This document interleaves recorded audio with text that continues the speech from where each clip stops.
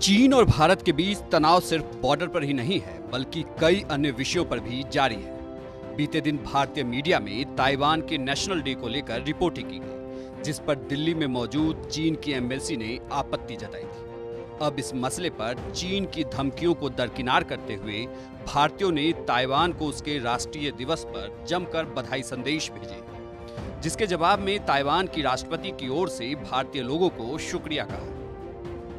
यानी साफ है कि भारत और ताइवान को साथ देखकर अब चीन के सीने पर सांप लौटना शुरू हो गया है। बता दें कि भारत से मिले शुभकामना संदेशों से खुश ताइवानी राष्ट्रपति साई इनवेंग ने ट्वीट कर कहा कि शुभकामना संदेश के लिए भारत के सभी लोगों का धन्यवाद। हम स्वतंत्रता और मानवाधिकारों जैसे हमारे साझा मूल्यों की रक्षा करने और हमारे लोकतांत्रिक जीवन की रक्षा करने पर गर्व कर सकते हैं। नमस्ते। इससे पहले ताइवान के विदेश मंत्रालय ने ट्वीट करते हुए लिखा था कि भारत धरती पर सबसे बड़ा लोकतंत्र है, जहां जीवंत प्रेस और आजाद पसंद लोग हैं। लेकिन ऐसा लगता है कि कम्युनिस्ट चीन सेंसरशिप थोपकर उपमहाद्वीप में घुसना चाहता है। ताइवान के भारतीय दोस्तों का एक ही जवाब होगा, गेट लॉस्ट। ताइवान की तरफ से ऐसे जवाब की उम्मीद शायद ही चीन ने की हो, लेकिन अब हो तो यही रहा। शायद ये जवाब चीन को अब उसके मौजूदा वजूद का एहसास करा दे।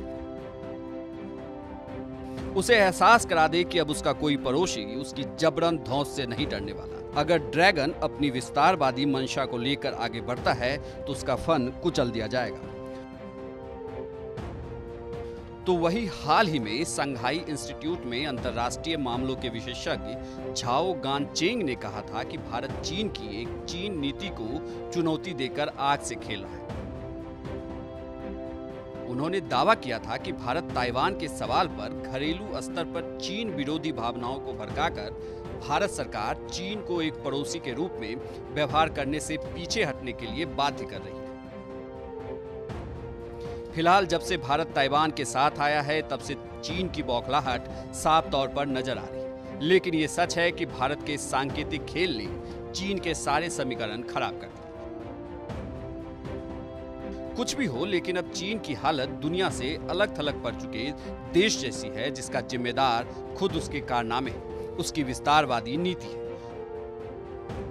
दुनिया भर में जबरन पैदा किए गए तनावों ने चीन को उसके मुहाने पर ला खड़ा किया है, जहां उसका साथ देने के लिए कोई नहीं है। और वही रही बात भारत की, तो हर एक देश भारत के समर्थन में खड़ा है, जिसका परिणाम यह है कि अब भारत चीन को आंख दिखाए, सीना ताने चुनौती भी पेश कर रहा है। ब्यूरो रिपोर्ट, भारत तक।